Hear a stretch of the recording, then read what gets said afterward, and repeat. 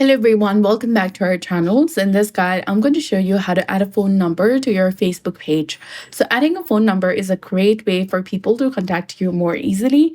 So go ahead and open your Facebook application on your device, log into your specific account, click on the menu icon, and then after click on this drop-down menu to switch to your profile page.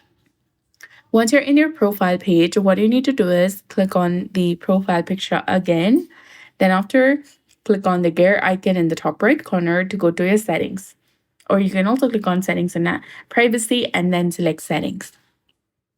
Now scroll down to audience and visibility section, select page details, and under contact info option, you'll get the option of phone number, which is between email and the messenger icon. Go ahead and select it. Now you need to enter your phone number right in this box. Click on save from the bottom, which is highlighted in blue color, and you'll be done.